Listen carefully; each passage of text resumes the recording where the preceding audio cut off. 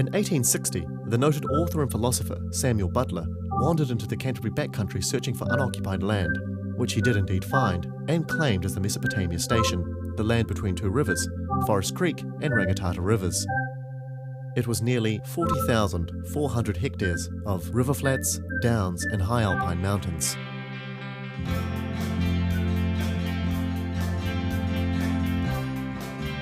He farmed the land for 2 years while he gathered background for his satirical novel, Erewhon.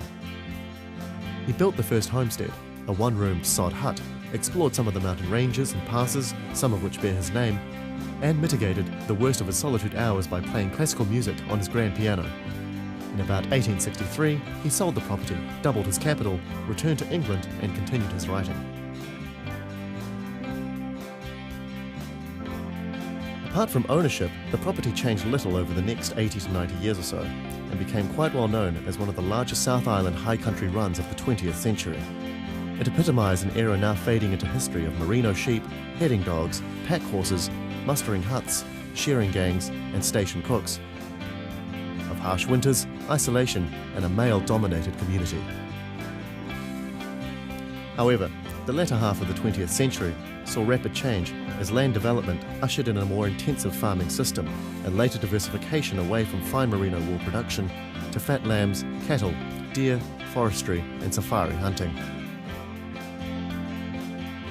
These physical changes encouraged land tenure change, which resulted in the free holding of some 4,000 hectares of good land and its subsequent subdivision into 2 standalone properties.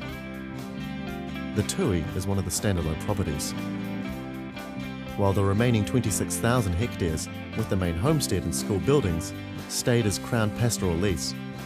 A government review in this century has returned approximately 20,000 hectares of that pastoral lease to Crown occupation and has allowed the free holding of the balance, approximately 6,000 hectares. The Rangitata Valley is separated from the Canterbury Plains by a low range of foothills, with a mile-wide braided riverbed channels into a several-kilometre-long gorge. At the other end, the valley rises to the main dividing range, the main divide, of 7,000 to 8,000 feet above sea level, where 2 great icefields lie, the Garden of Eden and the Garden of Allah. The Havelock, Clyde and Lawrence rivers drain off the main divide glaciers and snowfields to a point where they converge and become the Rangitata River. These 3 rivers and their tributaries are favoured hunting grounds for stalkers of red deer, Himalayan tahr and chamois. The mountains adjacent are a playground for serious mountaineers and experienced trampers. The pristine grandeur of the valley attracted Peter Jackson when searching for Lord of the Rings locations.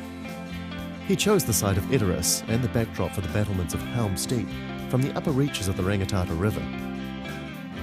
It is also an area much favoured by several well-known New Zealand and international landscape artists and photographers.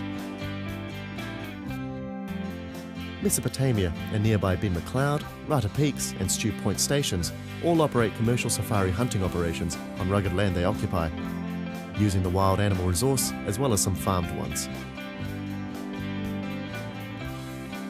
The wide braided riverbed plays host to salmon and trout anglers, jet boaters and 4-wheel drive enthusiasts, while at the same time being protected by a government water conservation order. Sited in the middle of all this beauty is the 1,325 hectares TUI property. Don and Helen Prouting have owned and operated the TUI since 1982, developing the farm from several large tussock blocks without buildings or infrastructure into the fully operational unit that it is today.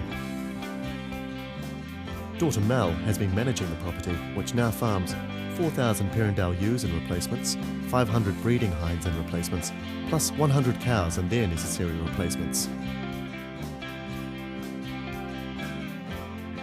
A total of 7,000 stock units on 1,324 hectares. The stock are mainly kept on 500 hectares of arable grassland. The remaining 800 odd hectares consists of undeveloped tussock land. Perhaps half of this undeveloped land is arable, and the rest suited for oversowing and top dressing. The ewes produce 110% of lambs or better, and lambs kill out at a carcass weight of between 15 and 18 kilograms. The deer are used to produce 14-month-old animals for fattening down country, and the cows produce 6-month-old weaners for the local calf sales.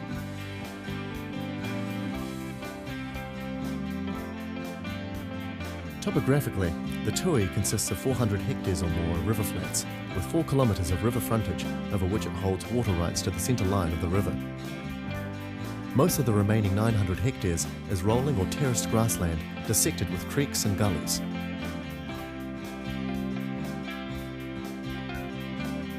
These creeks, and those on the flats, provide most of the stock water. Homestead water is gravity fed from a natural spring. The TUI is near the end of a long gravel road, 45 kilometres from the village of Peel Forest, where there is a general store and a small community.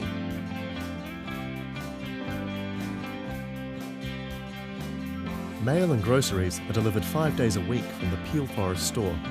The main shopping centres of Timaru and Ashburton are within 2 hours' drive. The property is serviced by Trustpower Ashburton. There is a landline phone service, but there is no cell phone coverage. Buildings on the TUI are all recent. The homestead of 269 square metres is a 4-bedroom wooden building, well insulated against the winter cold. There is also an Oamaru stone manager's cottage of 4 bedrooms built in 1986. Also, a 4-stand raised board shearing shed, workshop and implement shed, and a large hay barn and a sleepout next to the homestead. Outstanding growth rates for Douglas fir plantations are a characteristic of the New Zealand high country, where rainfall exceeds about 800 millimetres as it does on the TUI. In the 80s, the TUI embarked on an ambitious forestry endeavour to plant around 600 hectares in Douglas fir pines.